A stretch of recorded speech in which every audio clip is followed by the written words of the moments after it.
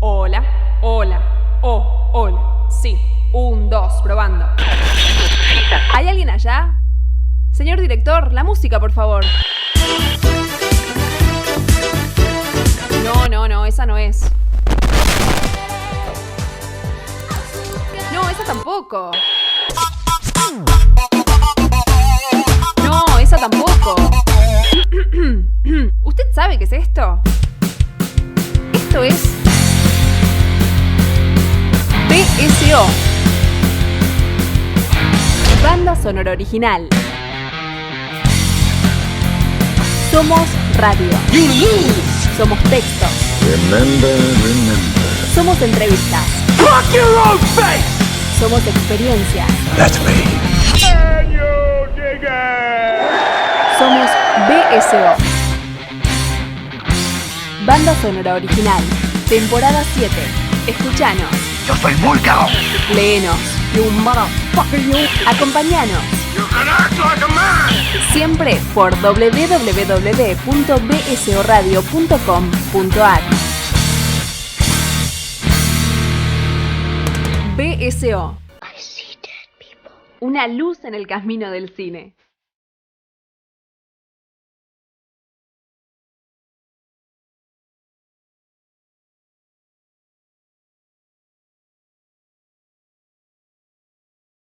Señoras y señores, bienvenidos a una nueva entrega de Banda Sonora Original. Se termina el mes de agosto y como todos los fines de mes, excepto alguna que otra vez en donde no pudimos, pero intentamos volver a hacer o ponerlo en otra fecha, se viene otro especial autores. ¿De qué vamos a hablar? La última vez nos metimos con Oriente, nos fuimos con el amigo Mariano Morita a las tierras de Takeshi Kitano. Bueno, ahora venimos pero a la tierra prometida, digamos, ¿no? A Hollywood. Volvemos a los autores clásicos que tanto amamos. Y es el turno de Raoul Walsh. ¿Quién podía venir a hablar de autores clásicos sino alguien que hacía un montón que no venía y que lo estábamos esperando para que vuelva? Bueno, esta es la oportunidad. Amigo Salvador Savarese, ¿cómo anda? ¿Cómo andás? Allí donde esté Walsh, así estaré. Bueno, ahí viajaremos por la tierra. Totalmente, así como Walsh viajó. ¿Qué haces, Salva? Bien, acá andamos. Che, antes que nada, nosotros lo hemos comentado acá, pero el señor Savarese este año, estrenó El Jazz es como las bananas, un documental sobre la música, sobre el jazz en Buenos Aires y la Argentina. Exactamente. Y que en octubre, si todo sale bien... En octubre también se vuelve a pasar en La Nave de los Sueños en la Biblioteca Nacional. Sí, un martes de octubre a las 18:30 horas. Les vamos a pasar a los amigos de BSO, le vamos a pasar la fecha exacta para que en algún chivo. Momentito lo puedan comentar. ¿Lo sigue organizando Gabriel Patrono? Sí. Sí. Está buenísimo ese ciclo. No, y aparte tiene todo un equipo espectacular y ya es un ciclo muy consolidado. Sí, hace años. Sí, es algo que le añade a la biblioteca. Totalmente. Le añade carácter de mediateca. Totalmente. Bueno, lo cierto es que volvió el amigo Salvador. Estamos acá comiendo unos tostados con mate. El señor Savarese con un tecito. Un tecito, exactamente. Porque todavía estamos en épocas de pasar a la primavera. No hemos llegado, pero andamos ahí con los fríos y calores que nos están pegando fuerte. Totalmente, sabrán disculparlo. No hay problema. Acá sabrán hemos disculpar si se nota un poco de la faringitis que todavía estoy soportando. Hemos hecho cada programa roncos, que así que no hay ningún problema. ¿Qué nos reúne? Nuevamente, Raoul Walsh. Probablemente del otro lado dirán quién es, digamos, ¿no? Para nosotros que somos un poco más veteranos, Raoul Walsh es como wow, ¿no? Es como un tipo que conocemos como uno de los grandes pioneros del cine norteamericano de principios de siglo. Del siglo XX, ¿no? Y aparte podría decirse que es el más distinguido de todos esos grandes directores que eran los artesanos. Exacto. Es el que tuvo una vida más colorida, el más pionero de todos ellos, y es el de esa rama particular de los artesanos que eran esos directores que uno no conoce el nombre, pero cuando uno va uniendo de, ¿qué películas dirigió tal película, y todas son una fuente inagotable de felicidad. Exactamente. De hecho, pasa con varios directores, ¿no? Que algunas películas sobreviven al tiempo y siguen y siguen y siguen y por ahí ellos quedan como más en un costado. Y hay películas que no se saben que son de esos autores, digamos, ¿no? O no se recuerdan en realidad tanto, ¿no? De hecho, vamos a tener películas de muy bajo presupuesto, películas de altísimo presupuesto durante esta noche, películas históricas que son recordadas como grandes hitos en la historia del cine y otras medio ocultas, Salvador. Exactamente. Y todas admirablemente narradas, todas entretenidísimas, no divertidísimas, porque, bueno, están los melodramas, hay historias más tristes, pero siempre entretenidísimas y siempre, incluso que es una virtud que uno lo ve ahora, que uno repasa también las películas, no sé si a vos te pasó que uno las trataba de repasar de la manera más racional posible, pero eran tan potentes en su nivel de entretenimiento que en un momento tirabas los libros, tirabas todo a disfrutar. Y te dedicabas a solamente disfrutar la película, dejarte llevar como si estuvieras como si fuera todo como una especie de río tranquilo y uno haciendo la plancha y viendo de dónde te lleva. Hagamos un poco de historia, Salva. Sí. Contamos un poco por qué, el sustento histórico de por qué creemos que el señor Walsh es un pionero y una especie de padre entre varios de ese primer cine hollywoodense de principios de siglo. Para eso vamos a, antes de dar un dato duro, vamos a hablar de un fragmento de la biografía de él, Each Man in His Time, del año 1974, donde él rememora toda su vida. Él ya tenía en ese momento más de 80 años. Y él contaba en un momento de su niñez, y contaba que sus días eran ir a la escuela, después ir a nadar, ir a los parques, ir por la calle con los amigos. Y en un momento para esa enumeración y dice, y no íbamos a ver películas simplemente porque el cine en ese momento no existía. Claro. Raoul Walsh, que en realidad se llamaba Albert Edward Walsh, nació en Nueva York en el año 1887. Las biografías varían, pero no varían más allá de 1893. 2 años más joven que Ford como mínimo, pero 1887, o sea, un año más joven que Chaplin. Claro. Estamos hablando de la primera generación de cineastas. Exactamente. Y murió en el otro lado de los Estados Unidos, en California, en el año 1980. O sea que vivió casi 100 años. Exactamente, 93 años. 93 años, un 31 de diciembre de 1980. Tipo ordenado, si los hay. Hay que terminar el año, digamos. Hay que terminar el año. Realmente Chaplin también murió en Navidad. Es como que encontraron fechas, ¿viste? Claro, para que sean recordados. Totalmente. Bueno, según hasta donde yo tengo entendido, Walsh entró casi por accidente a la industria del cine. Antes que cineasta, el tipo fue muchas cosas. Por eso él empezó, ya desde muy joven fue marinero. Después fue cowboy. Lo cual ya no es menor. Fue ayudante de cirujano. Fue empleado de los... fue domador para el ejército norteamericano. Entonces el ejército norteamericano iba por todo el medio oeste.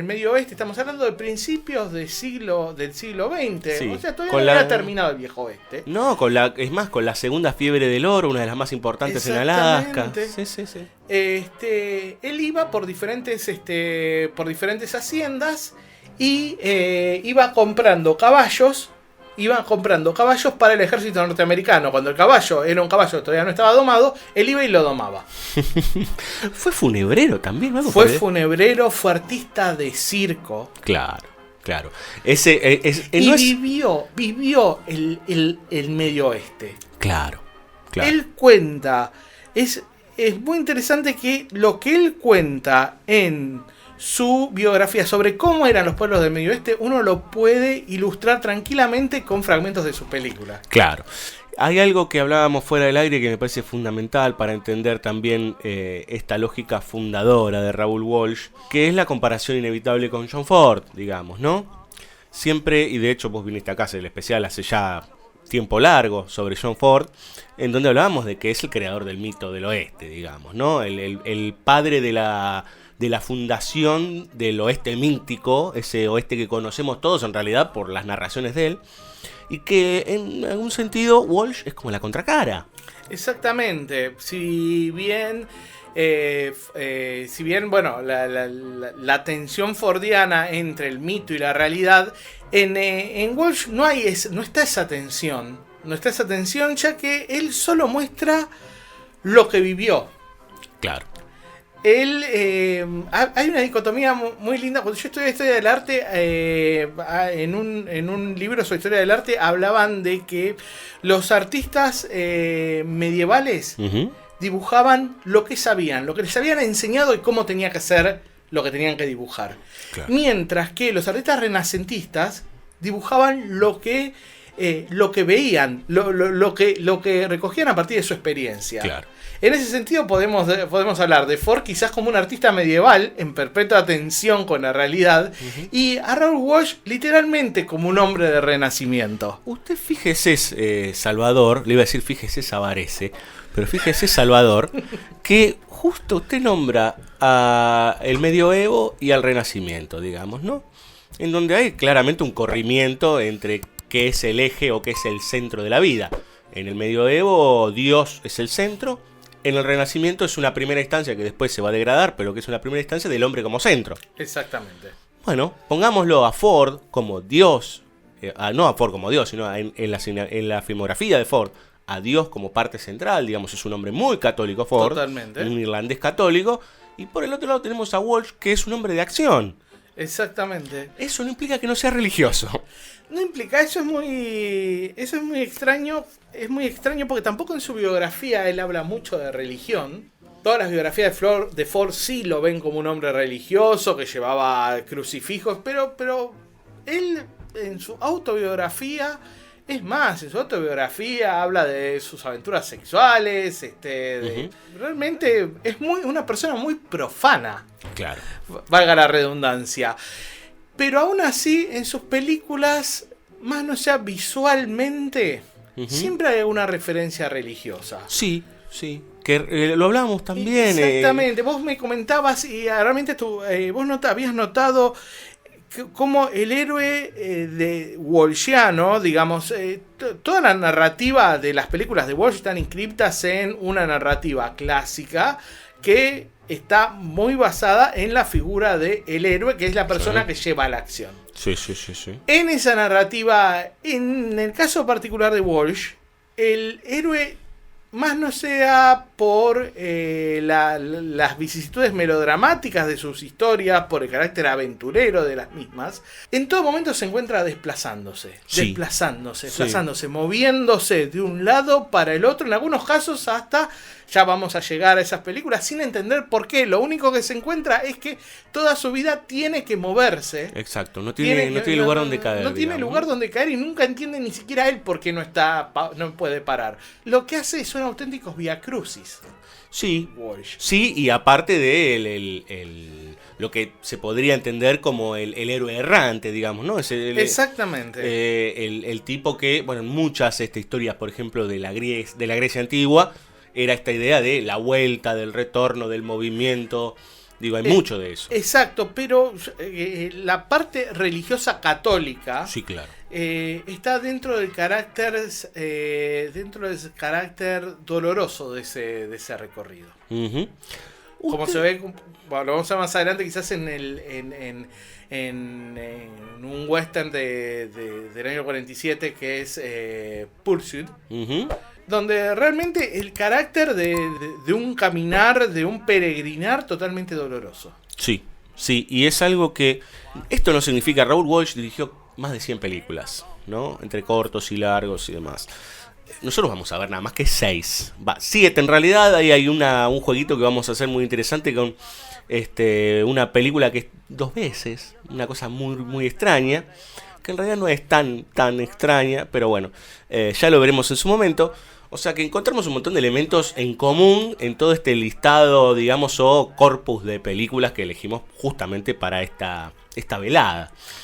Que no es casualidad, justo. No, y aparte corresponden al momento en donde Raoul Walsh ya se transforma en un director solicitado por los productores y confiable para productores, es decir, un director totalmente profesional que puede manejar sus películas en tiempos y presupuestos y mantiene una cercanía total con los jefes de producción, y al mismo tiempo consigue un dominio muy acabado, muy depurado de todas las herramientas narrativas que él va a utilizar. El momento de depuración profesional de Walsh.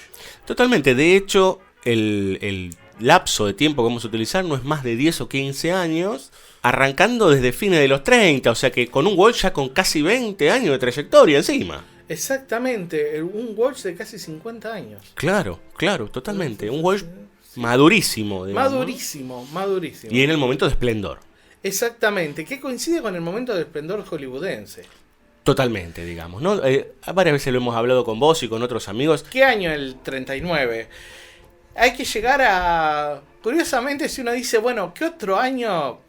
Abriendo como una nota al pie, ¿qué otro año uno puede recordar que ha sido tan definitorio para 1954. el cine?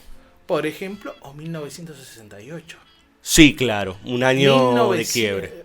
Total. Un año de quiebre. Total. Y a partir del año 39 no puede volver a hacerlo. Explicamos por qué el 68 está 2001 Odisea del Espacio, está aparece George Romero, aparecen un montón de películas en ese momento que son un antes y un después. Todo el cine político, Mayo francés, el Mayo francés, el profundo deseo de los dioses de Shoei Mamura en Japón. Una película que se estaba rodando ahí, siempre los argentinos llegan un poquito tarde, pero Invasión. Totalmente, Hugo Santiago.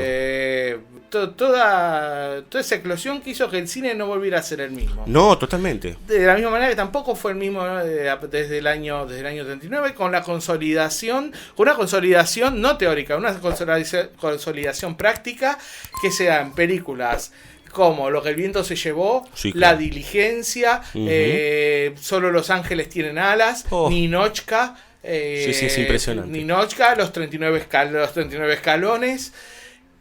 Yo le diría que hay que sumar 2 años más, que es 39, 40, 41. Esos 3 años, sí, con el surgimiento final de Wells y con todo lo que sucede en esa tríada o en esos 3 años, es realmente, yo le diría que casi una definición del cine hollywoodense.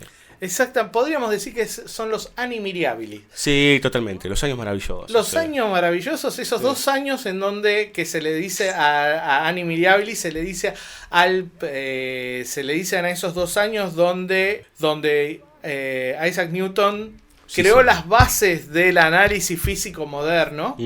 Bueno, esos 3 años son los anni mirabili es el asentarse seriamente de los grandes directores y de los grandes estudios. Y bueno, Walsh no está exento. Yo le diría que empecemos a hablar de películas. Totalmente. Estamos muy felices con el amigo Walsh.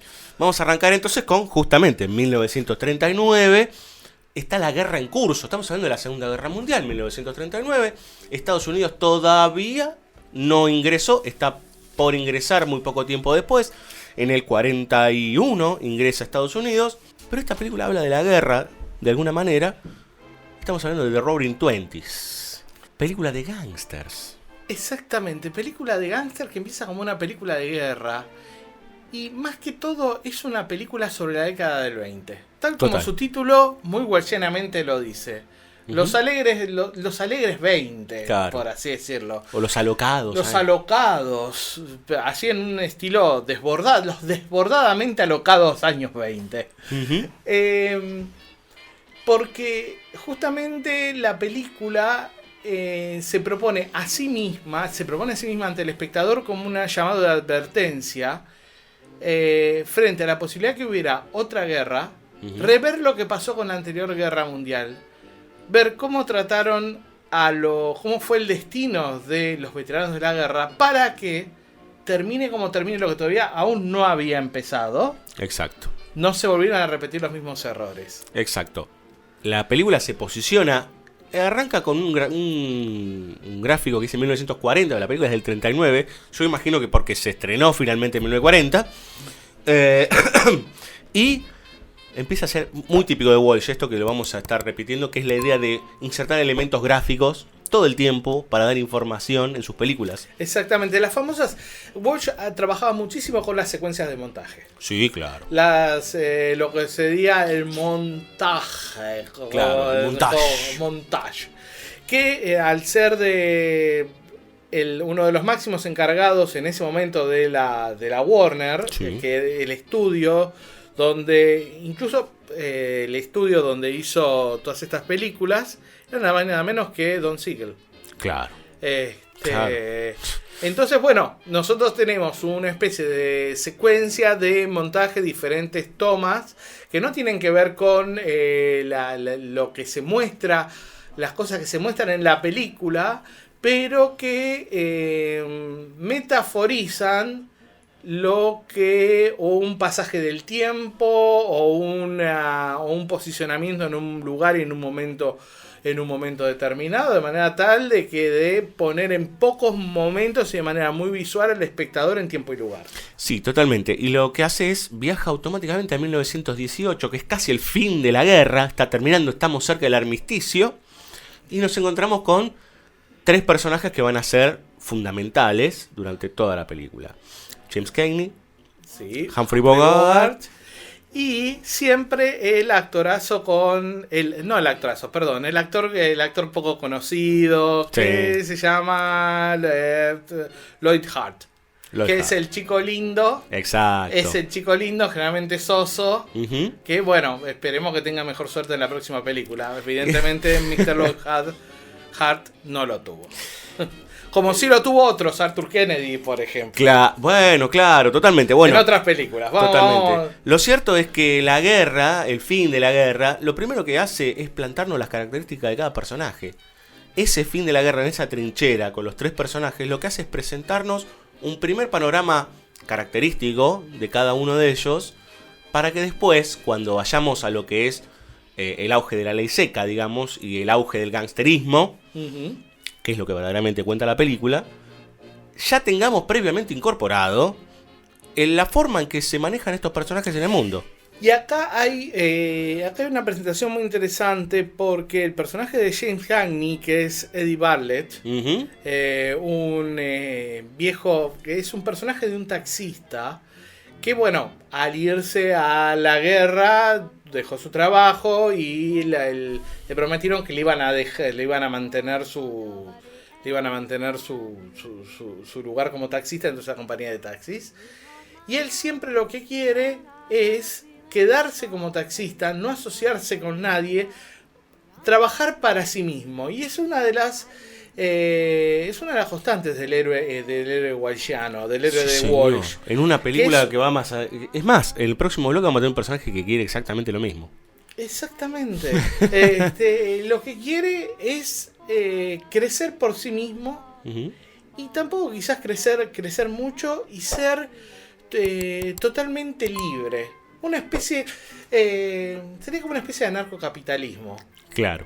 Es decir, conseguir la libertad a partir de conseguirle suficiente cantidad de dinero como para ser libre y no deberle nada a nadie. Sí, o sea, sostenerse por su propia cuenta. Un hombre, ¿cómo se dice? Self-made man. Un self-made man. O sea, el tipo que se hace en el mundo salvaje, sí, él puede construirse su lugar y sostenerse, ¿no? Y no quiere más que eso. Exacto. Es un proyecto de vida. Y bueno, lo primero que lo tiene que... A ver, porque hasta ahora hablamos de gángster y estamos hablando de un taxista. Bueno, vuelve de la guerra y efectivamente le han sacado su puesto. Le han sacado su puesto, hay un alto desempleo, claro, mucha inflación y muy poca cobertura, uh-huh, que es lo que sí tuvo Estados Unidos. Finalmente la prédica de esta película un poco funcionó. Muy poca cobertura social a los veteranos de la guerra. Claro. Hay todo un subgénero en Hollywood, especialmente en los años 30, que es un cine de denuncia que hablaba qué mal trataron a los veteranos de la Primera Guerra Mundial. Sí. Uh-huh. Y bueno, la película también habla de eso. Podríamos decir también incluso que la película no solo es una periodización de la época, sino una periodización del cine, del cine de la época. Sí, Todos los tópicos que tocaba el cine Sí. de la época. Sí, y se mete con algo que no es tan lejano, digamos, ¿no? Otra vez volviendo como esta cosa medio coyuntural, se mete con la ley seca que había terminado hacía muy poquito. Y habla del nacimiento, digamos, de lo que son las fuerzas oscuras, digamos, de los gángsters, los que salieron por debajo de los adoquines, en el momento en que a alguien se le ocurrió que había que prohibir el alcohol, digamos, ¿no? Exacto. En ese sentido es muy deudor de Griffith. Claro. Griffith en Intolerancia, por ejemplo, en un capítulo de Intolerancia, como la base, la consecuencia no deseada, pero consecuencia lógica al fin del exceso de moralismo es el delito. Claro, que te estás pasando de... Te estás pasando de la raya. Exactamente. Y Cagney, casi que no sé si por accidente, digamos, ¿no? Pero por una cosa y otra termina siendo un líder gángster muy importante de tráfico de bebida. Y de bebida mala. Exactamente, porque hay otro tema. Empieza siendo gángster, digamos, como para poder mantenerse. Pero ¿por qué termina pervirtiendo su idea de ser un self-made man? ¿Por qué quiere ser un gran gángster? Un big shot. Claro, el big shot. El big shot. Porque se enamora. Exactamente. Algo que también se va a repetir en otras películas. En otras películas es que también. Es el protagonista enamorado de la mujer equivocada. Totalmente. Y ese enamoramiento es la causa de su perversión. Exacto. Y sabiendo. La causa de su caída. Es como uno podría decir que es una vuelta de tuerca muy linda al código Hays. Porque si el código Hays te obligaba a que la persona que hacía algo malo tuviera su. Exacto, tenía que ser castigado. Tuviera su castigo. Lo que te están mostrando acá es que en realidad el castigo que está teniendo la persona es tener un deseo. Exactamente. No hacer algo malo. Exacto. De hecho, les pasa a muchos de los héroes de Walsh que desean a una mujer de otro estrato social o de otra calaña, podríamos decir, que no los quieren, que quieren otra cosa, que tienen otro código moral, y al lado de ellos hay verdaderamente una mujer que los quiere. Totalmente. Y que esa mujer no la registran. Totalmente. Hasta que finalmente se les corre el velo, digamos, ¿no? Sí. Esa siempre es la parte un poquito, jugando un poco, podríamos decir que es una parte un poco flaca, ¿no? De que. Sí, pero es dice, linda. A ver qué tengo al lado. Ah, bueno, sí, no, fuiste el amor de mi vida. Claro, pero vos sabés que lo que me parece interesante es que la mina que tiene al lado, o sea, ya la percanta lo amuró, y ahora la mina que está al lado es la que le dice, loco, yo te estoy acompañando todo este tiempo, ¿no te diste cuenta? Y se da cuenta, digamos, ¿no? En algunos casos, que vamos a ver más adelante, en este no tanto, pero en algunos casos más adelante, hasta el protagonista le dice, yo nunca te voy a querer como quise a la otra, pero está todo bien. Y ellas lo aceptan. Lo aceptan. Lo cual es algo increíble. En este caso, ella se llama Panamá. Panamá Smith. Si bien la actriz no era mucho más vieja que Jim Cagney, en toda la película está mostrado como que es mucho mayor que él. Sí, pero mayor que parece él, una mina que ya tiene mucha calle encima. Mucha calle encima y que es mayor y hay como un cierto cuidado hasta maternal. Sí. Siguiendo un poco la idea del tango, está la percanta y también está la mami a la que van a llorar cuando la percanta Mi madre de los cabellos de plata, Totalmente. digamos, ¿no? Tenemos a Cagney por un lado, que es un tipo que, como gángster, él funciona al margen de la ley y es muy hábil. Porque se da cuenta, porque la que lo termina metiendo en el gangsterismo es efectivamente Panamá. Sí. O sea, la que le dice, vení porque acá vas a laburar y vas a hacer guita, hace guita. Pero él no deja nunca, y esto es algo que está desde el primer momento cuando está en la trinchera, él nunca deja de ser un tipo justo. Que me parece que es otra característica también de los héroes de Walsh. Es un tipo justo, en el sentido de que cuando está en la trinchera y está Humphrey Bogart apuntándole a un pendejo de 15 años, y le dice, es un pibe de 15 años, ¿qué estás haciendo? Y Bogart lo recaga tiros, ¿sí? Y le dice, no, así no se hacen las cosas. Y él tiene toda esa medida, que me parece que es algo que es casi rector, por lo menos en las películas que vamos a ver, la idea de lo justo en los personajes de Walsh. Y de la integridad. Claro. Sean lo que sean, lo ves con Roy Earle en el personaje de Humphrey Bogart en Sierra Alta. Hay una integridad, que aparte es muy del cine clásico y que ayuda también al espectador con una identificación con el personaje. Sí, y aparte de entender que me parece algo fundamental, que muchas veces falsamente se dice que en el cine hollywoodense había blancos y negros, lo cual es una estupidez, digamos, ¿no? Cuando vos ves que lo que primero te plantean son dos gángsters en la clandestinidad, Bogart y Cagney. Cagney es un tipo justo en la clandestinidad, digamos, ¿no? O sea, por fuera de la ley. Y por el otro lado tenés a un asesino como Bogart, porque realmente es un asesino, un impulsivo. Un psicópata. Digo, bueno, ¿dónde te paras? Digo, es como la eterna discusión de con quién te identificás en, no sé, en Psicosis o en El Padrino, digamos, ¿no? Si son todos una manga de perversos. ¿Con quién te identificás? Bueno, acá me parece que también es algo muy recalcable.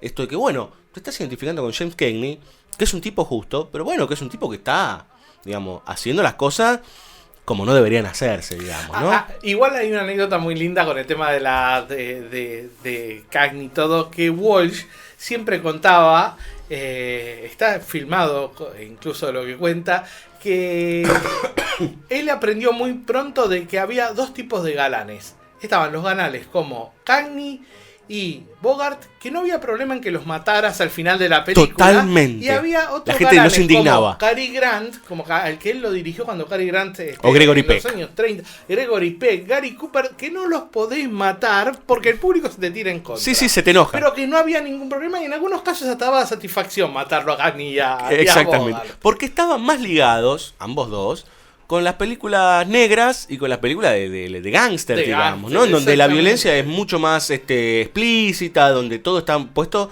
en un lugar un poco más sombrío, digamos, ¿no? Y donde el tema moral está mucho más en primer plano. Quizás en una comedia uno puede ser mucho más amoral. Sí, claro, o hay una moral como mucho más rígida. Acá es un debates morales todo el tiempo, digamos, total, ¿no? sí, A ver, pero Bogart como el detective y toda esta cuestión de por dónde se mueve, por decir tipificarlo a Bogart, y Cagney como el gángster, digamos, ¿no? En la cantidad de películas que hizo de gángster es impresionante. Bueno, con Raoul Walsh en varias.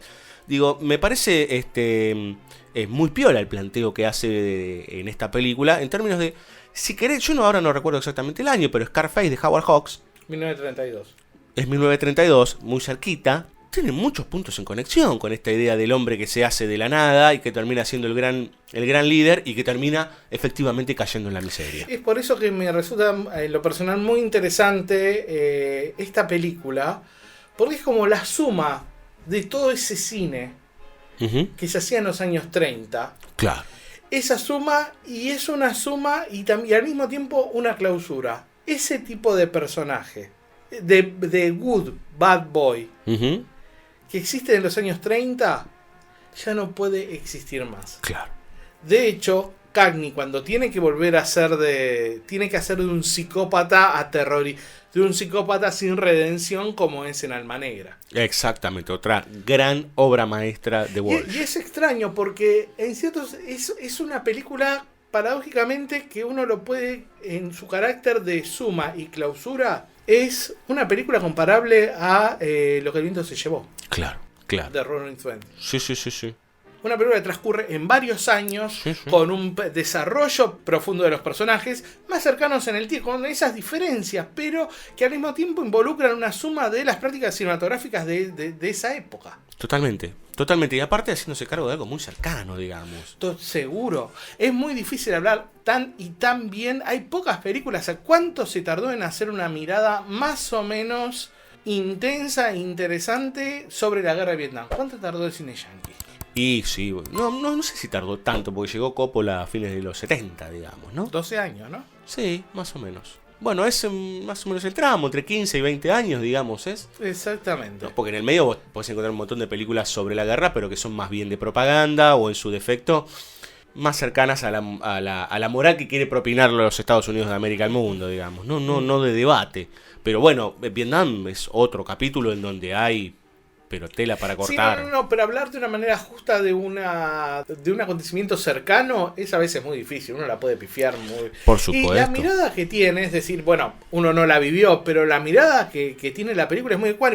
Yo creo que ahí también tuvo que ver varias cosas. Primero, de que había un montón de talento en la parte creativa. Ujú. Entonces, este es un proyecto que salió de el jefe del estudio, de Harry Warner, que le pusieron al productor ejecutivo estrella de la Warner, que es Hal Wallis. Los guionistas, sale de una historia de Mark Hellinger, que Mark Hellinger Sí. es como uno de los que empieza el tipo de... Uno de los periodistas neoyorquinos más importantes. Totalmente, Autor de The Killer de Robert Siodmak.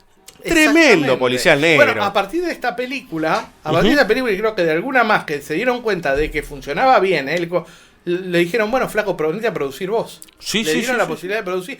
Y encima, como en el equipo de guionistas tenés a un tipo como Jerry Walt, que Claro. guionista de un montón de historias hollywoodenses, por The Harder They Fall, creo que fue uno de los guionistas. También, y Robert Rosen, el Claro. de Decepción, All the Claro. King's Men. Había mucho talento y mucha cabeza. Totalmente. No solo en la organización del guión, porque es un guión admirable, Ujú. sino también en la estructuración de las ideas Sí. que tiene dentro de la elaboración de las ideas que tiene ese guión. Para cerrar con este extensísimo primer bloque que lo merece el compañero Walsh, yo quiero hacer hincapié en el final porque me parece que va a ser reactor para las demás películas. El personaje... ¿Cómo se llama el protagonista? Recuérdemelo, Salvador. Eddie Bartlett. Eddie Bartlett, que está interpretado por Cagney, cae en la desgracia porque llega, claro, en 1929. Se la agarra con 1929, o sea, el martes negro, que ¿cuánto? 10 años antes. Dicen, sí. Bueno, queda en la miseria, se termina la veda del alcohol, se termina todo eso, él queda en la miseria, él tiene aparte una compañía de taxis, que es una especie de pantalla, y el que se queda con todo, ¿quién es? Humphrey Bogart. Exactamente, que se vuelve un gran empresario. Exactamente, un empresario garca. Un empresario garca, sí. Eh, Es muy interesante una cosita antes de que yo no había reparado, pero está el tema de que, bueno, cómo pudo surgir todo, y claro, porque estaban todos los canas comprados. ¿Y qué pasó? ¿Cómo empezó a caer el tema de la ley seca? ¿Por qué cayó la ley seca junto con la caída de Wall Street? Quebró... que hubo tantos quebrantos que ya no hubo plata para pagarle la coima al policía. Claro. Y por eso entraron los policías, iban Claro, y reventaban todo. reventaban todo. En esa caída, nosotros nombramos al principio 3 soldados. El tercer soldado Sí. es un abogado. Que termina siendo asistente asistente del fiscal de distrito. Exacto. El Estado. Exactamente. Y él es el que se va a encargar de investigar todos los chanchullos que hacía Humphrey Bogart y que hacía James Cagney, pero James Cagney ha caído en una brutal desgracia y este personaje pistolero de Bogart dice, bueno, yo les voy a meter un balazo, anda, asústenlo. Pero resulta que el amigo está casado con la mujer Exacto, con la chica que quería Cagney. que quería Cagney. Qué terrible.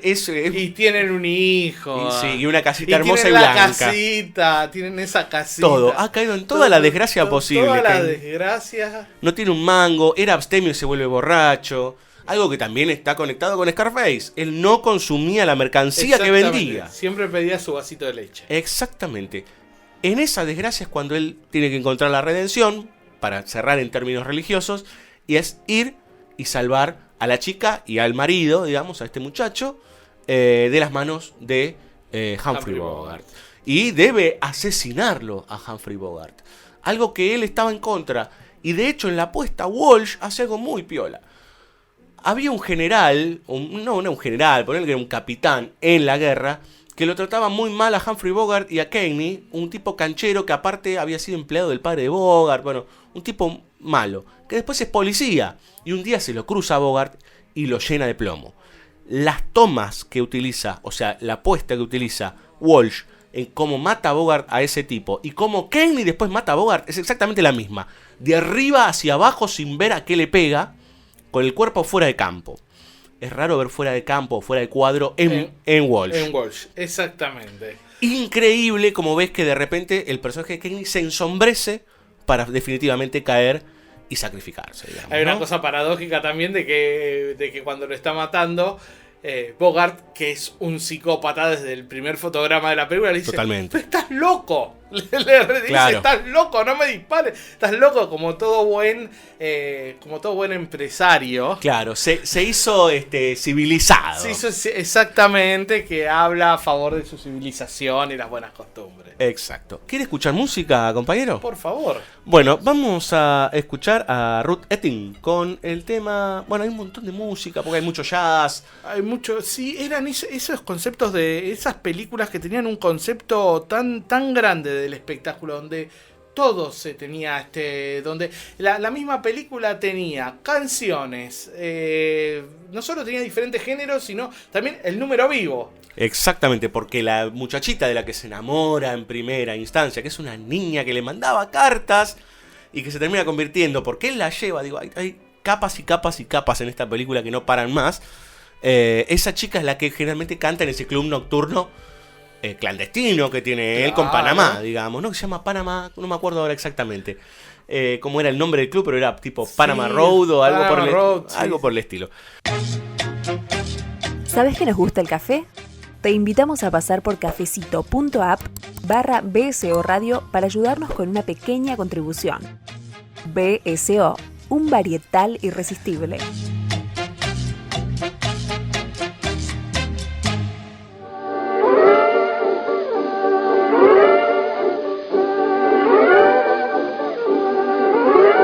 Muy bien, segundo bloque. Seguimos con Raúl Walsh, seguimos con el amigo Salvador y ahora nos metemos en una película muy conocida, poco conocida, no sé. Salvador nos va a desasnar con respecto a Day Drive by Night, que en realidad es La Pasión Manda. Sí, siempre los nombres de las películas en castellano son menos descriptivos que las películas, que los nombres de las películas que le pusieron originalmente. Película de camioneros. Exactamente, y es muy extraño, porque es un tipo de ejemplo de cómo esa idea del cine hollywoodense estratificado en diferentes géneros, ya de su misma concepción, es un concepto bastante discutible, porque esta película en realidad mezcla dos géneros. Sí. Es una película de cine negro y al mismo tiempo es una película de cine social. Totalmente. Como, a ver, el ejemplo más Viñas de excelso, Ira, por Viñas de Ira. Claro. Pero en esta película lo que agarran es... 1939 también Viñas de Ira, ¿o no? O 40. 1940. Mira, 1940. ¿viste? Sí. Qué linda esa bisagra, es increíble.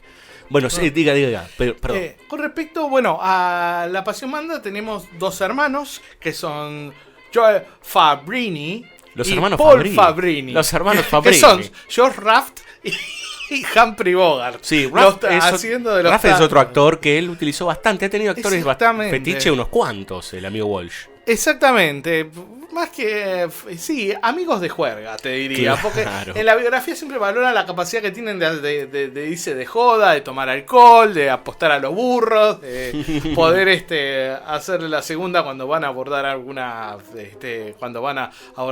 chica en un restaurante. Los muchachos fiesteros. Exactamente. Él sí, lo adoraba mucho a Raft. De hecho, Raft fue el actor de esta generación que antes trabajó con él, ya que en el año 1933, en una película de Bauer, y que se vio en Argentina se vio hace 2 años en el Festival de Mar del Plata. Uh-huh. Él ya actuaba en ese momento, ya Raft venía con la fama de Scarface. Claro. Claro. El que vio la película es el compañero de Scarface. Exactamente. Digamos, ¿no? Bueno, esta película habla sobre los hermanos Fabrini, que, bueno, tomando en cuenta el tipo de Raft y de Bogart, podrían haber sido hechos tranquilamente por 2 japoneses, porque no interesa nada la tipología de las caras ni nada. Los dos con una cara de gángster terrible. Unas gángster terribles, pero son unos honestos laburantes. Exactamente, 2 camioneros que se la pasan laburando en las rutas. Es una película de rutas. Total, exactamente. una película de rutas antes de... No, de rutas, no de autopistas. Sí, de Entonces no tenían eran unos caminos de mala calidad, a veces tenían que pasar por lugares de ripio, por todo el país. Había muchos accidentes, se pasaba de carril, los carriles no estaban totalmente delimitados. Era muy peligroso conducir en los años 40 Totalmente, y aparte me parece que, a ver, porque estamos hablando que será una película de dos tipos que andan en camión. No, habla justamente otra vez de lo mismo, que es esta idea del self-made man, ¿no? Exacto. El tipo que quiere en algún momento poder tener sus camioncitos para vivir de lo que él hace y no depender de nadie. Y no ganar un sueldo. Muchos le dicen, bueno, Exacto. pero ¿por qué no vas a tal tipo que está buscando camioneros como vos, tan buenos para la flota de camiones? Yo no quiero ganar ningún sueldo. Yo quiero ganar lo que yo trabaje. Y curiosamente, también la película es como un pequeño manual del self-made man, porque no solo te muestra cómo hacer dinero si manejas tu propio camión, sino cómo al tener tu camión podés ser tu propio distribuidor. Y no trabajar a la orden de otros distribuidores, sino directamente ir uno, comprar la mercancía y vendérsela al mayorista. Ser tu propio dueño, digamos, ¿no? Exactamente. Y esa es la lucha que va a tener el hermano mayor de los... ¿cómo es el apellido? Fabrini. Los Fabrini. Fabrini. Pero todo ese camino va a ser un camino tortuoso, digamos. Exactamente, mucha carga, poco sueño, mucha noche, mucha lluvia, accidentes, y el hermano menor de los Fabrinis pierde un brazo. Exactamente. Porque cuando ellos parece que se pueden comprar el primer camioncito, tienen un grave accidente. Es como, estoy llegando, y en ese momento de llegar, me pasa lo que me pasa, que es que tiene un accidente muy grave. Hay algo muy interesante en la película, que es esta idea de el trabajo desregulado y el trabajo regulado, ¿no? Es algo que está clarísimo. Walsh en ese sentido no escatima en ningún tipo de palabra, digamos, ¿no? Es un tipo que las cosas, hay que decirlas, están dichas por los personajes, están puestas, están evidenciadas. Exactamente. Los diálogos siempre están como poniendo en coyuntura y en contexto todo. No hay un off en diálogos tampoco. Exactamente. No hay un off visual, no hay un off, tampoco, no hay una muy gran laguna de indeterminación, por usar un término más técnico. Exacto. De hecho, decíamos en el bloque anterior, que generalmente no abunda el fuera de cuadro o el fuera de campo en las películas de Walsh, pero estructuralmente sus películas sí, porque en realidad no tanto en The Roaring Twenties, pero acá siempre el fuera de campo es el hogar, digamos, ¿no? Exactamente. El desarraigo constante de no tener dónde parar, ¿no? Exactamente. Y me parece que es algo que domina la lógica de la película de punta a punta. Es que cuando consigue parar, que es una vez de que ve lo que le puede pasar, consigue enamorarse, decide sentar cabeza a nuestro héroe y va y consigue trabajo con un buen jefe, un tipo que lo conocía, un ex camionero que se hizo de abajo, que tiene su flota de camiones, que lo contrata no como camionero, lo contrata. ¿Qué pasa?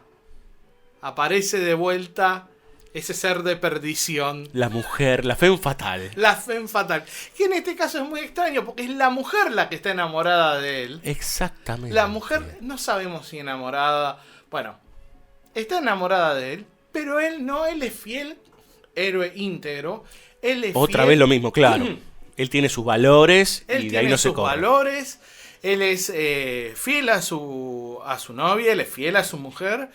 Y va a negarse sucesivamente a los diversos avances de ella, hasta que ella, en un movimiento típico de cine negro, decide asesinar a su marido. ¿Y a quién le echa la culpa? Al amigo Fabrini. Sí, lo interesante es que toda esta trama policial, por decir, o de cine negro, es en el último tercio de la película.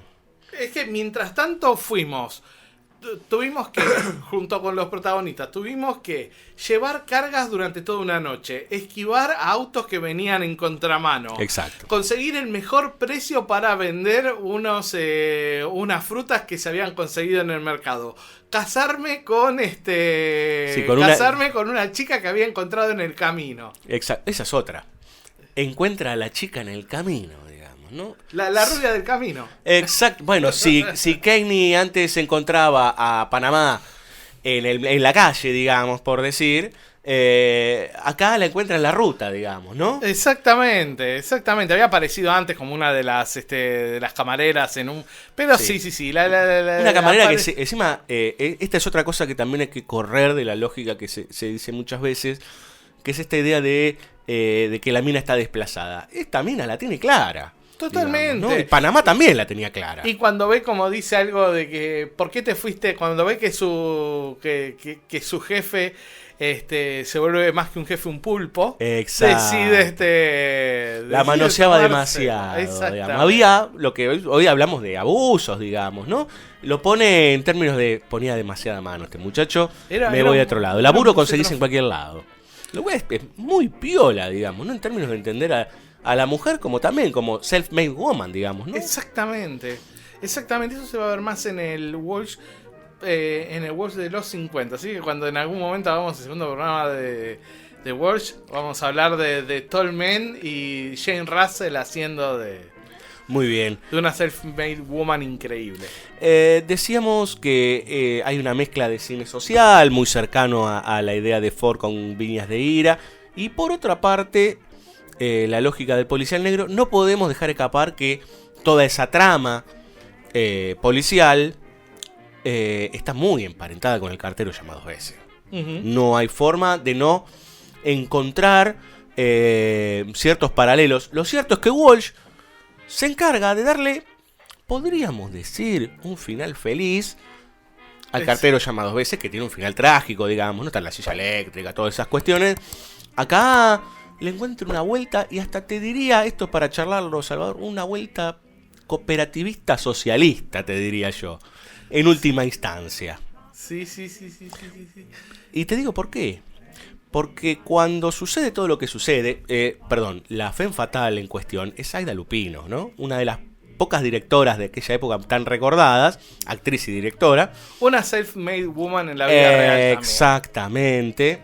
Adorada por Walsh, que lamentó no poderla haberla dirigido más veces. La dirigió 2 veces. Ahora vamos a hablar de la segunda película. Sí, señor. Pero si hay una actriz adorada por Walsh en su biografía, es Aida Lupino. Ella, en el fervor por quedárselo a él, por poseerlo, si hay algo que le pasa a ese personaje es que quiere poseer. Y volvemos otra vez, uno siempre va haciendo paralelos con otras películas, ¿no? Es el personaje de Pfeiffer en Scarface de De Palma, digamos, ¿no? Exactamente. La mina al lado del gángster que lo que necesita es la comodidad y la guita y absorber todo. En este caso no es un gángster, sino es un tipo poderoso de guita, que es un buen tipo. Un camionero que se hizo de abajo y terminó siendo dueño. En ese afán por quedárselo a Fabrini, se vuelve loca. Y en ese volverse loca, lo inculpa. Todo se termina solucionando. Ella termina en el loquero. Con una vuelta de tuerca. Con una literalmente vuelta de tuerca. Porque todo depende. En el sentido más loco del término. Porque todo depende de la resolución, depende de la psicosis retorcida de esa mujer. Exacto, porque todos le van a creer a ella hasta el último instante. Porque de hecho, después de que mata a su marido, que lo mata estando borracho, le deja prendido el motor y muere por monóxido de carbono, ella después un día dice, bueno, el que me instó a hacer esto fue Fabrini. Que Fabrini ya está manejando con ella la empresa. Exactamente. Que dice, no me toques un pelo, yo te ayudo con la empresa, pero no me toques un pelo.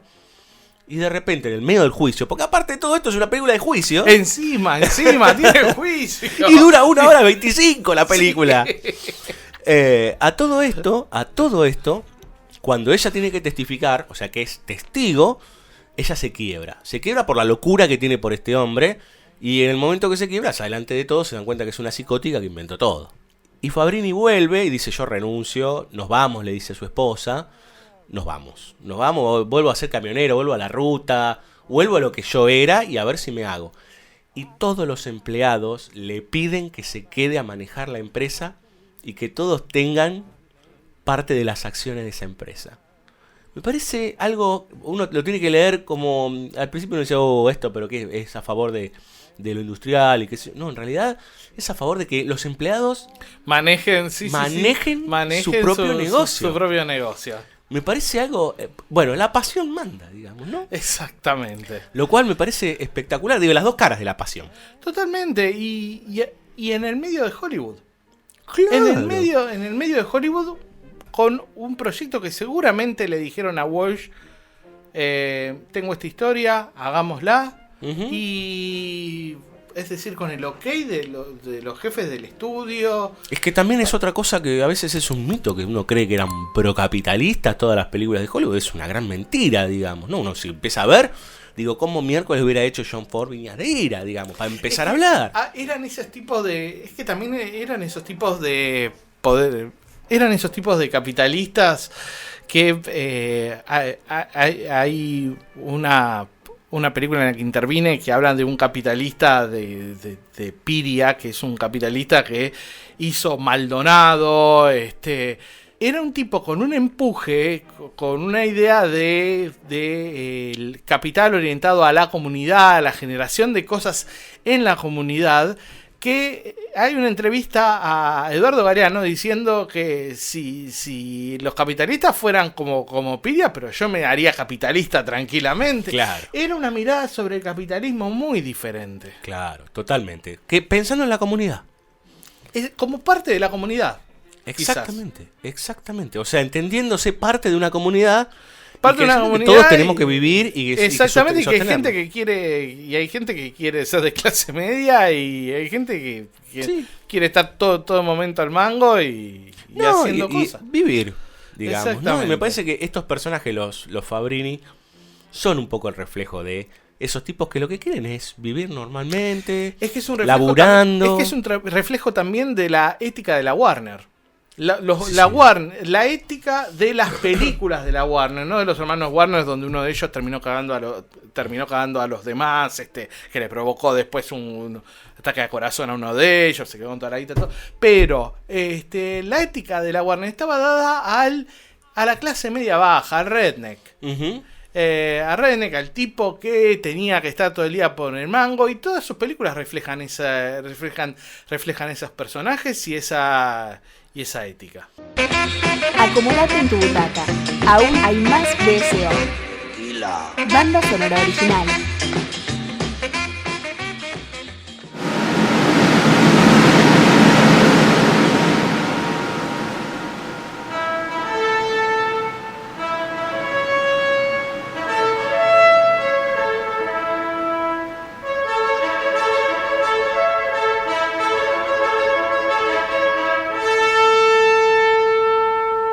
Tercer bloque, tercera película de este capítulo podcast que podríamos decir esta noche, pero en realidad como lo pueden escuchar en cualquier momento, ahora podemos decir de esta jornada.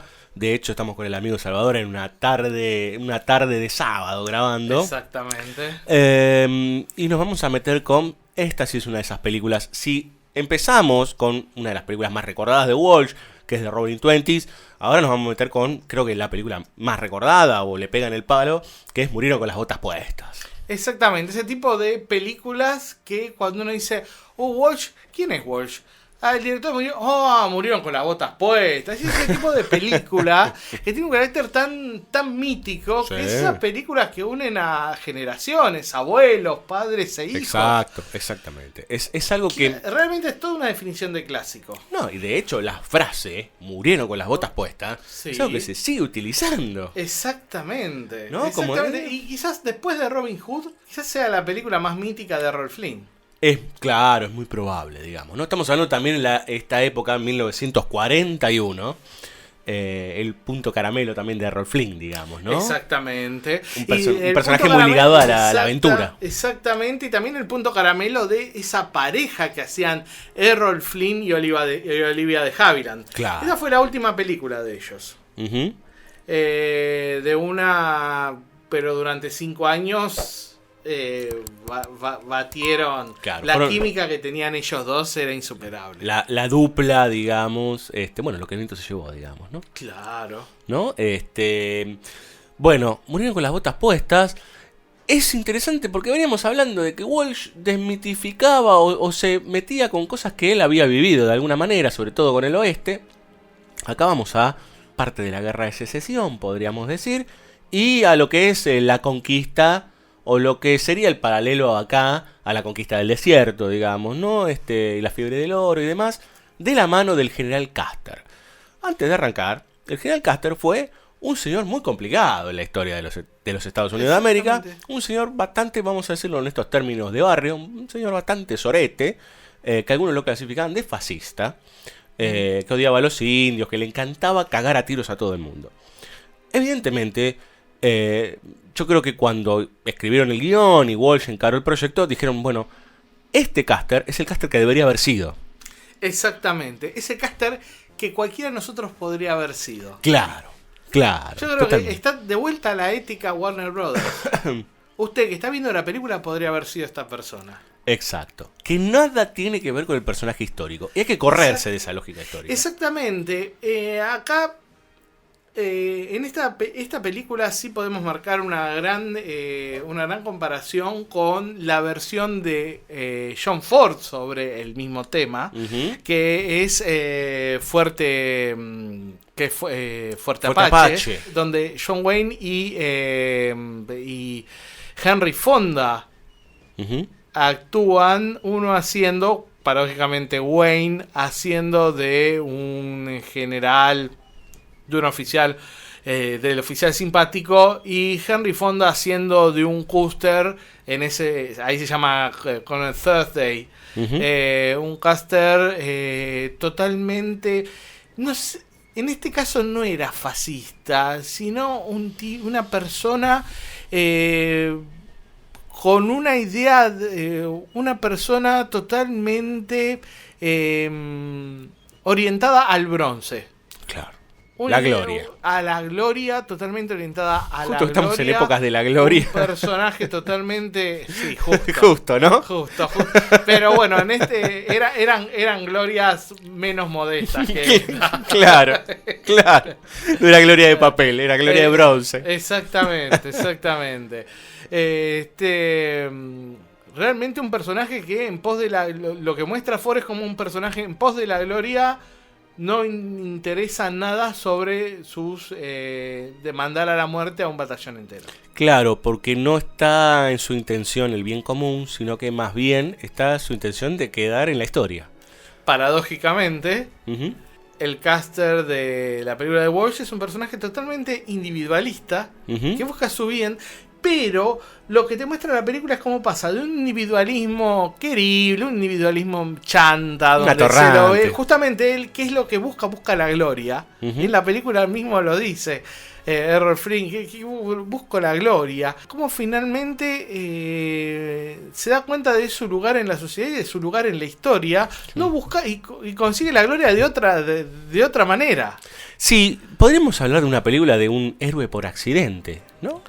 Sí, Casi que es un héroe podría por ser accidente. sí, un héroe por accidente, pero a mí me sorprendió mucho ahora que uno vio la película ya no con los ojos de la infancia. Él está bastante consciente de ese accidente al final de la película. Sí, claro. Sí, pero me parece que esa accidentalidad... Yo creo que en ese sentido es más accidental el Henry Fonda.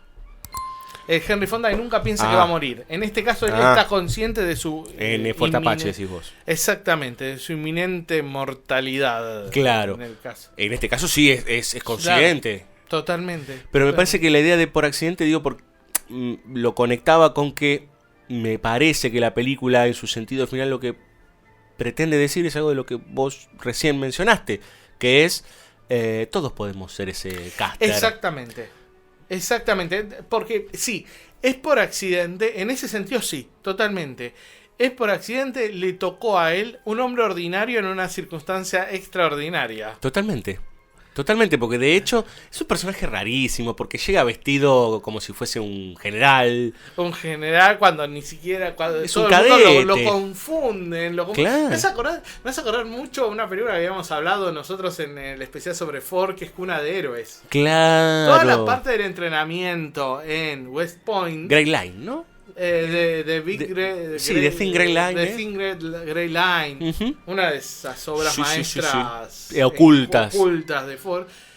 Esta película, 15 años antes y 100 años y 50 años antes de los acontecimientos que narra de Cuna de Héroes, también habla de un entrenamiento muy particular con toda la fauna de West Point, que involucra toda la primera parte de la película. Es una película larga, 2 horas y media, aún para estándares hollywoodenses de esa época, de las películas de alto precio. Parece una película más de la Metro que de Warner, digamos, ¿no? Las de Metro Sí. largas, esas. Largas, sí, exactamente. Y aparte, en épocas de guerra, crisis económica, quizás lo que debía ser la típica película de un gran estudio como para presentarla a los Oscars. Sí, total. Y ahora que lo pienso, en 1941 es el momento en que Estados Unidos entra efectivamente en la Segunda Guerra Mundial. Exactamente. ¿No? Después de Pearl Harbor. Y me parece que es una película que claramente lo que hace es correr al verdadero general Custer, a ese tipo que buscaba el bronce, y poner esta idea del hombre que se hace a sí mismo otra vez en un personaje histórico y decir que cualquiera puede ser ese soldado que salva a la patria en un contexto y en una coyuntura de los Estados Unidos en donde todos se estaban enrolando para ir a enfrentar a los nazis. Y no de una manera mágica, sino está buenísima la... Claro, bien fáctico, digamos, ¿no? Ahí hay un tema de que es una longitud que tiene la película Uh-huh. que te permite ver el desarrollo del personaje. Sí. Porque es un personaje que va desde la inconsciencia total Sí. hasta la profunda conciencia de lo que es él en el contexto de su país. Exacto. Y para que generalmente cuando hay que hacer esos cambios, tan profundos en el personaje, es difícil hacerlo en pocos minutos. Después como que las películas necesitan una extensión. Hace poco. Me hace acordar, ¿sabes a qué? A una película que muestra cómo una persona totalmente atlética se va dando cuenta que va haciéndose cada vez más viejo junto con el fin de su clase social, que es el gato pardo. El gato pardo, claro. ¿Sabe el ejemplo que le iba a poner yo? Wyatt Earp de Lawrence Kasdan. Claro. ¿No? Es el pasaje en casi 3 horas, sí, no, más de 3 horas, de ese mito americano que fue Wyatt Earp, desde los primeros comienzos como un pibe granjero hasta convertirse en el verdadero mito de la ley y el orden en el oeste americano, digamos, ¿no? Y la decadencia profunda y la llegada del capitalismo para derrumbar todo, digamos, ¿no? O el del liberalismo, podríamos decirlo, para derrumbar todo. Justo la semana pasada hablábamos de Wyatt Earp en banda sonora original, pero me quedé con algo porque ahora dije capitalismo y me acordé. Hay algo muy relacionado con el capitalismo en esta película que me parece que está buenísimo, que tiene que ver con los intereses que se van forjando en la América que conocemos hoy, digamos, ¿no? Cómo se fueron forjando, que es la idea de los comerciantes y los empresarios que empiezan a meter mano en las relaciones dentro de la democracia americana. Exactamente. A ver, en pocas cinematografías se ven más culpables a los capitalistas Sí. que la filmografía yankee. Tomando en cuenta Einstein. Pero realmente, si hay malos en el cine clásico americano, es el capitalismo. Sí, los banqueros, los empresarios más. Los grandes, no los pequeños, los grandes capitalistas. Dos capitalistas se asocian, ya es sinónimo de problema en una película clásica norteamericana. En La Diligencia, el mal no es aquel que lo está esperando a Ringo, sino que en realidad es el banquero. Es el banquero, exactamente, que empieza a tirar la frase. Todo. Terrible. Bueno, y acá el problema está en que quieren reventar lo que se llaman los Black Hills, que es donde están los indios, porque ahí hay oro. Parece que hay oro, o quieren hacer pasar el tren. Quieren hacer pasar el tren, y si no tienen que hacer una gran... Y ahí es es el lugar ancestral donde están los indios, y Custer hizo una tregua con ellos a partir de aceptar de que ese territorio sea territorio indio. Exactamente, Entonces, la convivencia, o sea, él hace un pacto de convivencia. Exactamente, un pacto de convivencia. Porque hay otro tema. Walsh viene de una familia muy progresista, pero de un capitalismo muy progresista. El papá de Walsh hizo su dinero acá digamos en Estados Unidos. Era un sastre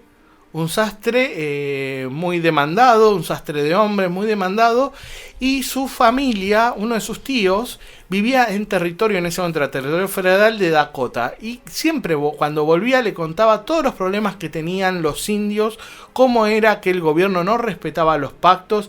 En todo momento Walsh muestra su simpatía por las minorías postergadas. Y eso ya se nota, o sea, que un indio a un año de la diligencia, porque todo el mundo habla de, bueno, qué bueno Ford hablando bien de los indios, estamos hablando de un año de diligencia, se muestre al indio de esta manera, habla mucho también de ciertas ideas que tenía Walsh sobre las minorías. Sí, totalmente, y de hecho me parece que ahí está el corrimiento con la historia real. El que hace el pacto es Ulysses Grant, originalmente en la historia, que era presidente ya de los Estados Unidos posguerra de secesión, en donde Custer fue un héroe casi por accidente, porque él se mandaba y dale que va.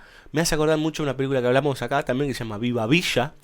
Sí. Bueno, en Viva Villa se mandaba y salía del oso siempre, digamos, ¿no? Bueno, Custer es algo similar en ese sentido. Bueno, de hecho, hay un chiste que se repite mucho en la primera mitad de la película, cuando es la etapa de instrucción en West Point, que dicen siempre un par de personajes le dicen a Custer, usted es el segundo peor cadete de West Point. El peor siempre va a ser ese tal Ulysses Grant. ¿Alguien sabe dónde está el señor Grant ahora? No, pero qué malo que era, qué mal cadete que era. Bueno, los dos peores. Exactamente, uno terminó siendo un símbolo de lo militar en Estados Unidos y el otro presidente, digamos, ¿no? Exactamente. Bueno, él hace ese pacto, se rompe, pero es interesante el corrimiento, porque se rompe ese pacto porque aparecen los capitalistas.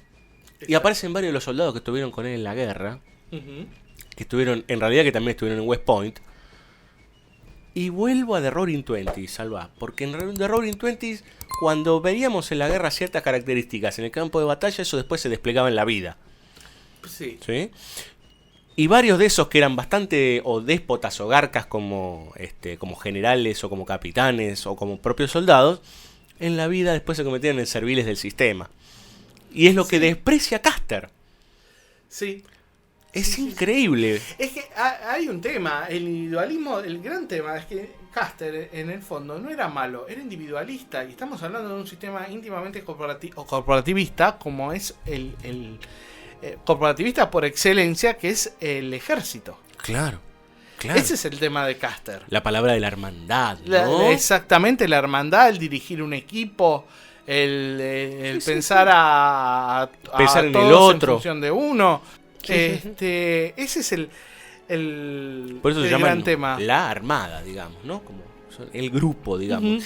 Y me parece que hay una escena. Porque hay una excepción a lo que vos decís. Diga. Que es verdad, pero hay una excepción que es el sargento de Forrest Gump. El sargento de Forrest Gump, sí. Que termina siendo su mejor amigo. Bueno, sí, claro. Bueno, pero eso es Vietnam. Es Vietnam. Digamos, ¿no? Ahí ya estamos hablando de otra guerra, es una guerra completamente distinta. Pero algún día habrá que analizar los diferentes, la figura del ejército como catalizador de diferentes clases sociales en la cinematografía, ¿no? Sí, claro. No es lo mismo la mirada sobre el ejército de Primera Guerra Mundial que de Segunda. La Segunda Guerra Mundial se sigue tratando hoy, digamos, ¿no? Como un antes y un después en la humanidad, y ni hablar para la mirada norteamericana lo que fue Vietnam, digamos, ¿no? Y vos fíjate que, por ejemplo, Corea ni siquiera se toca, o se toca muy poquito. Por ahí anduvo Eastwood tocando un cachito, pero muy poco, digamos, ¿no? Bueno, y ahí uno puede ir entendiendo un poco cómo van avanzando ciertas civilizaciones. Pero volviendo a Custer, es algo que hasta ahora veo sistemáticamente en Walsh, ¿no? Que en un momento puntual en donde estamos todos contra aquellos, uno puede encontrar los matices, las bondades y las maldades de cada persona, y que eso después, el día después, cuando ya está todo solucionado, se ha terminado la guerra, eso sigue sucediendo en la vida, en el cotidiano, ¿no? Entonces, uno ve a varios corporativistas que antes habían sido compañeros de él, o que lo odiaban, o que eran más acomodaticios, diría yo, ¿no? Que están buscando el lugar donde acomodarse, donde tener el beneficio individual propio. Exactamente. Y bueno, y ahí aparece el tema de la guita. Hay una traición a Caster, le emborrachan a toda la séptima caballería. Lo tratan muy mal a este héroe. Sí, lo tratan mal. Y aparte, los capitalistas usan sus propias armas capitalistas. Exacto. ¿Por qué? Porque capitalistamente hacen una promoción de que en esas montañas hay oro. Entonces los capitalistas de los pobres granjeros se van a las montañas a buscar oro y tratar de volverse capitalista. Entonces es una maniobra capitalistamente aparte que se maten demoníaca entre ellos, del capitalismo. porque los indios lo están esperando con cuchillo y tenedor. Exactamente. Y me parece que otra vez vamos como dando vuelta a los mismos temas, pero me parece que hay una escena, porque le ponen un bar enfrente de la caballería al pobre Caster. Entonces se le emborrachan todos los personajes. Al revés de Ford, donde todos los personajes se emborrachan maravillosamente. Claro, exactamente. Él dice que para estar en batalla que está sobrio y demás. Bueno, y él antes de irse a su última batalla, porque le dicen que tiene que ir finalmente a enfrentar a los indios en ese cierre, él entiende que debe sacrificarse. Exactamente. Otra vez volvemos a lo cristiano. Y se despide de su mujer diciéndole: ha sido maravilloso caminar en la vida al lado de usted. Espectacular. Qué momento. Hermoso. Esos diálogos donde la galantería. Sí, totalmente. Aparte que la galantería se unía a una imagen visual. Sí, y aparte que esa mujer que él ama, esa que ya es su esposa, es una mujer que lo estuvo esperando mucho tiempo, como lo estuvo esperando otros personajes como habíamos visto antes en La Pasión Manda, como habíamos visto también en The Roaring Twenties. Es la mujer que espera que ese hombre esté más en paz, digamos, ¿no? Un hombre inquieto. Caster también es un tipo inquieto. Otra vez, sí, y es un tipo que va de un lugar al otro. Exactamente. De West Point se va, ya viene de, creo que venía de Michigan, ¿no? Uh-huh. Viene del interior. Él aparece en camino. Él aparece en el lomo, en el lomo de un caballo. West Point se va a la guerra civil, de ahí se va a Washington, de ahí se va al pueblo de Michigan donde es su mujer, de ahí justamente en el momento donde él se casa y en la mitad de la película se casa, en ese momento hay una elipsis de unos años donde él se vuelve casi alcohólico y después en el momento en que decide dejar de ser alcohólico se va al oeste. Exactamente. Y después se vuelve a Washington y después vuelve por una vez más. No para de moverse. No para de moverse. Y de hecho, el personaje se sacrifica finalmente con los indios. O sea, los indios lo terminan matando. Que es interesante porque él no tiene ningún problema con los indios, ¿no? Pero él se tiene que entregar para demostrar la tragedia, digamos, que significa lo que están haciendo en nombre de la ganancia, digamos, y del capital. Entonces él y deja esa carta final en donde los termina cagando a todos, ¿no? A todos los capitalistas los termina cagando porque hay una ley en ese momento que es, él era testigo de un chanchullo que habían hecho. Y solo le aceptaban el testimonio de él, solo en el caso de que él estuviera, de que la persona estuviera a punto de morir, estuviera en artículo mortis. Exactamente. Y bueno, él, al escribir la carta en un momento previo a esa batalla suicida, a ese ataque suicida, es tomado su testimonio. Exacto. O sea, él finalmente se sacrifica por un bien común. Exactamente. Entre otras de las maravillas de esta película, sí, antes de abandonarla, entre otras de las maravillas de esta película está esa cosa hermosa de el cine clásico y de los estudios, que son los actores secundarios. Todos los actores secundarios de esta película tienen una densidad de actores principales, tienen un desarrollo hermoso. De ellos está, por ejemplo, Arthur Kennedy. Arthur Kennedy, claro, que en esa época tenía 25 años, recién lo había descubierto. Gene Kennedy terminó siendo uno de esos actores secundarios y a veces protagonistas menos conocidos de Hollywood, pero más confiables. Vos sabías que él siempre algo tenía que hacer y que realmente es una excelente contrafigura, porque aparte es un actor alto, alto, de buen porte, que es una excelente contrafigura de Errol Flynn. Uh-huh. Sí, y está también Charlie Grapewin, actor fordiano, típico actor fordiano, que siempre hacía de ese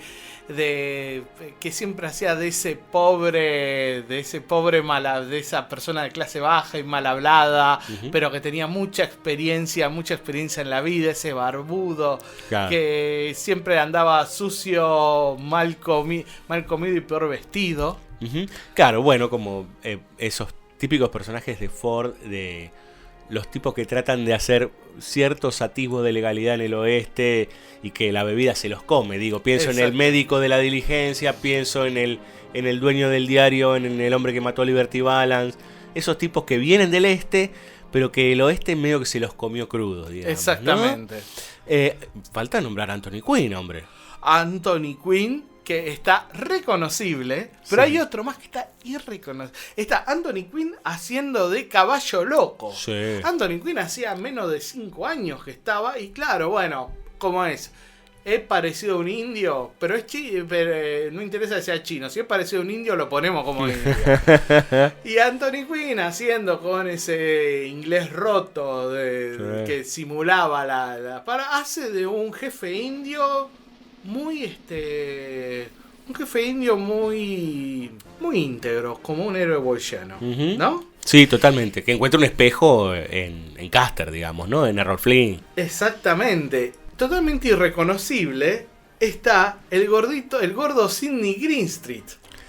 El del alcohol maltés. Sí, señor. Que hace del teniente Winfield Scott, que es el teniente que come las cebollas. Que come las cebollas. Sí. Que come las cebollas.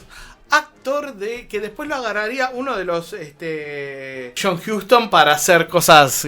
John Huston y Michael Curtis para hacer cosas mayores. ¿Sabes que nos gusta el café? Te invitamos a pasar por cafecito.app/BSO Radio para ayudarnos con una pequeña contribución. BSO, un varietal irresistible.